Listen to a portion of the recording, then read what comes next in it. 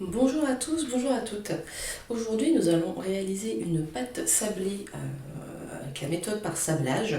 Donc, nous allons la réaliser avec un robot et une feuille pour pouvoir avoir une belle pâte sans trop d'efforts. C'est parti.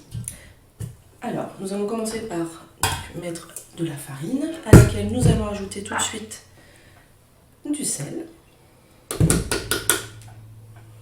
et du beurre froid. Donc, que j'ai découpé au préalable en petits carrés pour faciliter le travail. Donc, nous mettons tout ça dans la cuve du robot.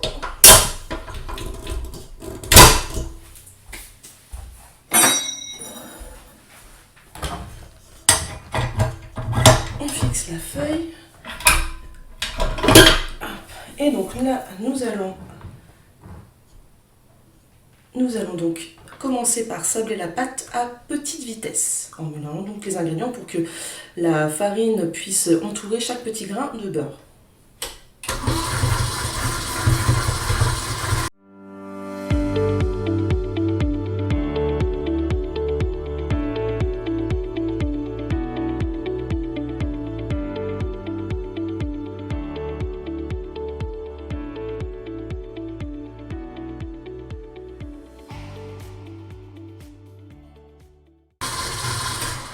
Donc là, on constate que ça commence effectivement, la farine commence à enrober les morceaux de beurre. Donc on va continuer un tout petit peu et ensuite on ajoutera le sucre et de la poudre d'amande.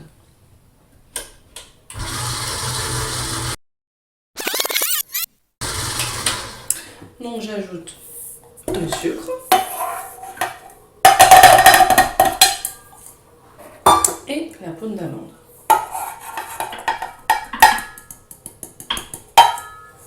Et je recommence à mélanger, toujours à petite vitesse.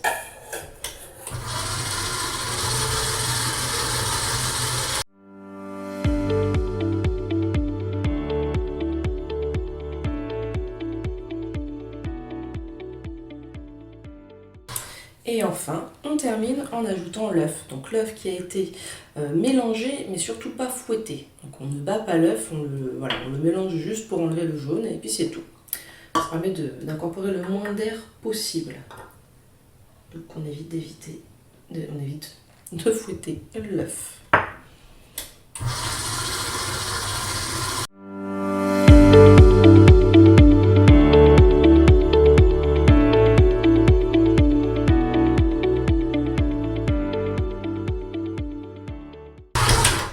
Donc dès qu'une boule se forme, c'est bon.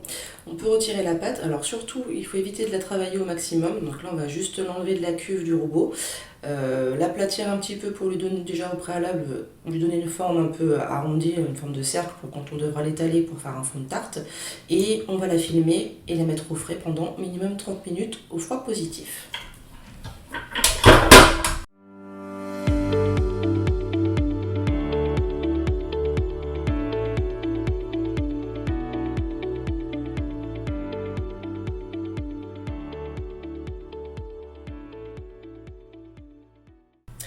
Nous voici donc avec notre pâte sablée qui a pris le froid donc à température positive pendant minimum 30 minutes. Maintenant, il va être temps de la foncer. Alors, pour ce qui est du fonçage de la tarte, j'ai préparé bien sûr mon cercle à pâtisserie que j'ai beurré donc, à l'intérieur. Ma feuille de papier sulfurisé, votre silicomat, tout ce que vous avez pour poser dessus. J'ai de la farine, puisque je vais m'en servir pour pouvoir fleurer mon plan de travail et étaler ma pâte. Bien sûr, un rouleau à pâtisserie, parce que sinon ce serait compliqué.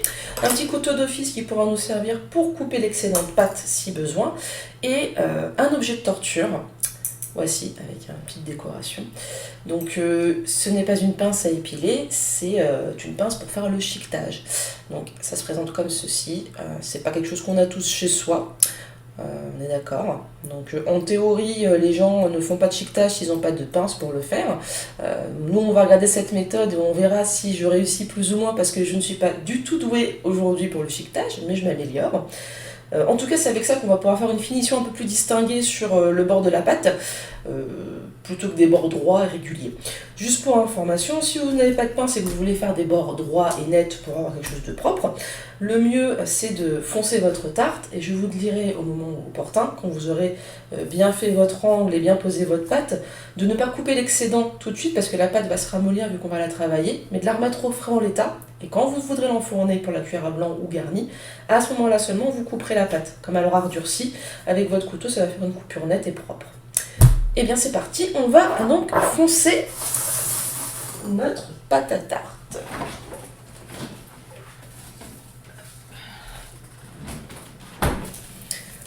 Donc la voici qui a pris le frais. Donc vous voyez qu'elle est bien dure, ça ne va pas durer. Hop. Bon, j'ai pas fait un truc super régulier pour ce qui est de faire un rond avec, mais enfin, on n'est pas non plus là pour faire des ronds parfaits. Hop. Première chose, avant de l'étaler, elle sort du frigo, donc elle est froide. On va constater que les bords sont les parties les plus froides de la pâte. Du coup, pour éviter qu'elle se casse quand on l'étale, ça arrive souvent, les bords se fendent tout de suite sous le rouleau, on va réchauffer un petit peu les bords avec les mains, en aplatissant, pour que ça donne un peu de détente à la pâte et pour éviter au maximum qu'elle casse. Après, si elle casse, c'est pas bien grave. Bon, on recolmate les petits bouts et puis ni vu ni connu. Mais disons que quand ça casse pas, c'est mieux. Hop, voilà. On n'hésite pas à fleurer, pas trop de farine, mais un peu quand même. Et puis, on commence à l'étaler. Alors, on la retourne à chaque fois d'un quart de tour si possible. En tout cas, sur le plan de travail, en pensant bien à récupérer la farine. Tout simplement pour essayer d'avoir quelque chose du plus homogène possible et qui ne colle pas au plan de travail.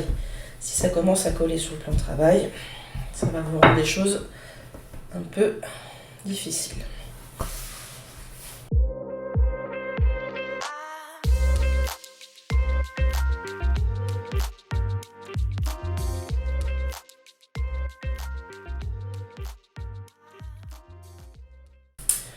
Alors, on va prendre le serre-pourvoir, et bien je vois que je suis déjà plutôt pas mal. Donc on va transposer la pâte sur le cercle. On l'enroule sur le rouleau. Enfin, je vois que je l'ai déjà un peu trop étalée, un peu trop fine. Donc elle a un peu de mal à se décoller. Ouais.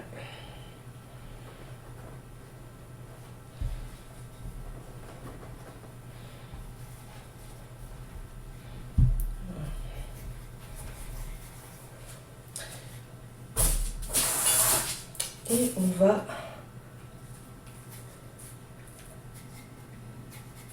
l'étaler sur le cercle. Bon. Alors, première chose, il faut qu'elle rentre dans le fond du cercle. Pour ça, on soulève les bords. On soulève légèrement son cercle et on fait tomber la pâte. Alors, quand on sent la pâte en dessous de ses doigts, quand on met la main en dessous, c'est que c'est tombé dedans. Moi, après, j'ai une pâte un peu fine, je l'ai peut-être un peu trop étalée, effectivement, donc du coup, elle a tendance à être un petit peu fragile. J'ai des bords un peu plus épais que d'autres, j'ai pas bien étalé. Après, c'est la première fois de ma vie que je me filme pour quoi que ce soit.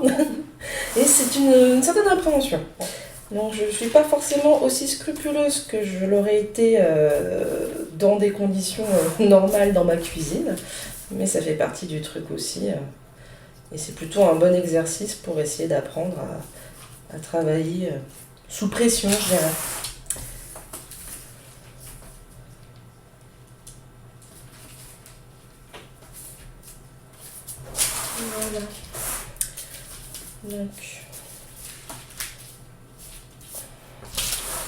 maintenant que j'ai fait le tour, je vais venir avec le bout des doigts. Alors, si vous avez des ongles, c'est pas terrible. Habituellement, quand on pâtisse de manière professionnelle, on a les ongles ras. Là, normalement, vous devez faire un angle plus ou moins droit, évidemment, dans votre cercle. Avec des ongles longs, ça va pas être facile, hein. Mais vous pouvez le faire après avec les pouces. L'idée, c'est de pouvoir pousser au maximum la pâte, vous voyez, dans le fond, pour qu'on ait quelque chose de plus droit possible. Alors, pour pouvoir chiqueter, on va replier les bords vers l'intérieur. On va essayer de faire une sorte de boudin à l'intérieur de la pâte. Oups, je déchirais ma pâte. Et comme je vous disais, même si elle se déchire, comme c'est extrêmement souple dès que ça se réchauffe, bon, ça se recolle. Enfin, un petit peu du colmatage. Voilà, alors je dis pas que ça sera hyper propre ou hyper pro, mais on va tous s'améliorer ensemble, bien sûr. Moi, la première.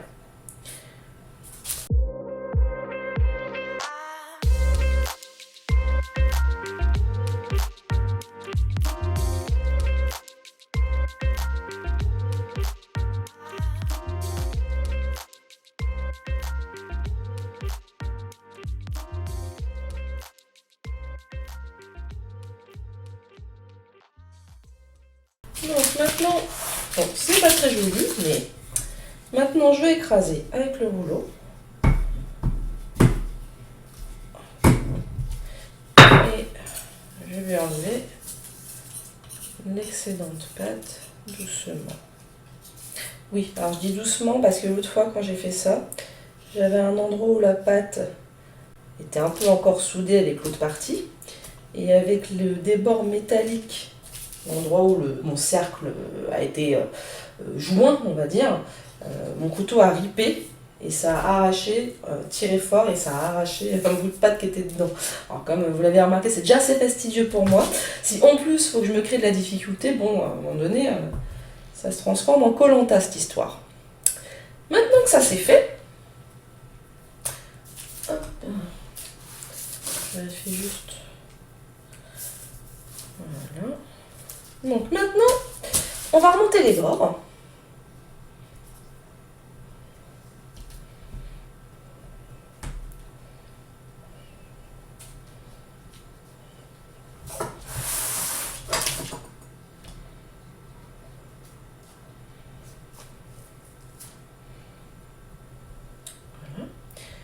On va essayer de les lisser un petit peu, histoire d'avoir un truc un peu pareil. De toute façon, après, ça va être de la minutie un petit peu partout.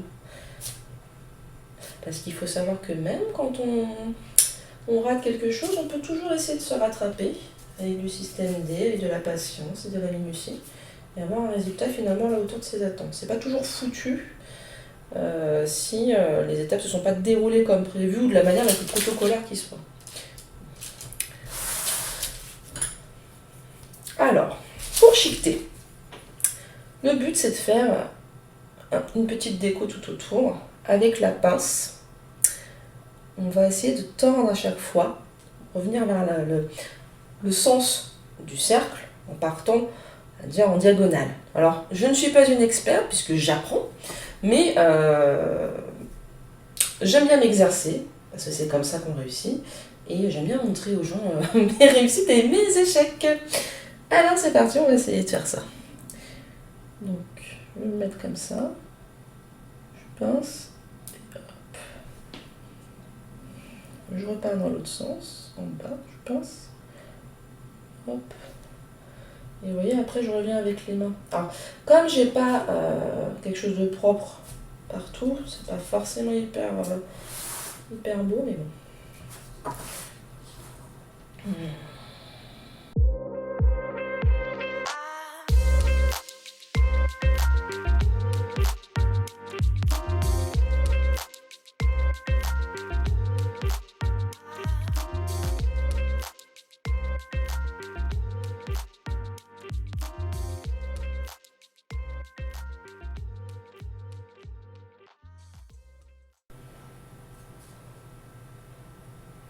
Alors si je devais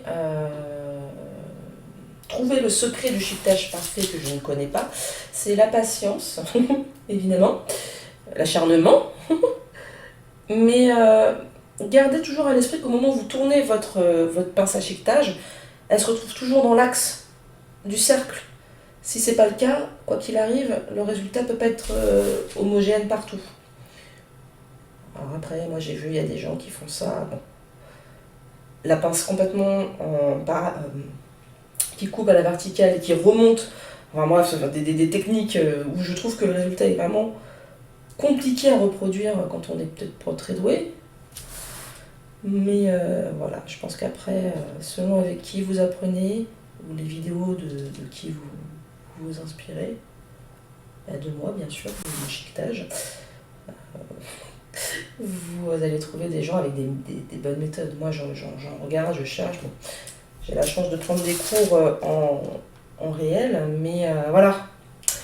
Je n'ai eu qu'un cours là-dessus, et bon, pour l'instant c'est pas trop ça. Mais c'est pas grave. Donc j'ai fini mon chiquetage.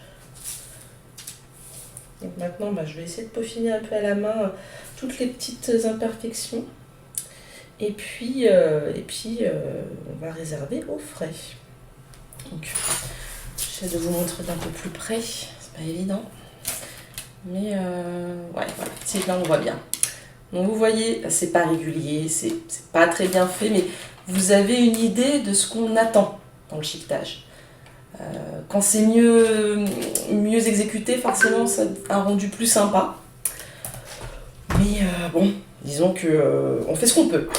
Donc une fois que vous avez fini, en tout cas, votre chiquetage, ou si vous n'avez pas chiqueté, donc oui, comme je vous disais tout à l'heure, au moment où j'ai étalé la pâte, vous avez de la pâte qui déborde, vous faites donc, vous foncez votre moule, vous faites tomber votre pâte pour faire votre angle droit. Une fois que vous avez fait ça, vous laissez la pâte qui déborde et vous mettez au frais. Et quand vous allez la ressortir pour la cuire à blanc ou la cuire garnie, selon ce que vous allez faire après comme recette derrière, et bien c'est seulement à ce moment-là que vous allez couper le tour, comme ça vous avez quelque chose de bien propre et de bien droit. Moi, dans ce cas de figure, je vais la remettre au frais, puisque derrière j'ai prévu de faire une tarte bourdaloue, mais vous pouvez faire d'autres tartes avec de votre choix. Pour ce qui est de la cuisson, moi en l'occurrence, je vais la cuire à 180 dans un four électrique à chaleur tournante, et je la mets entre 25 et 30 minutes maximum.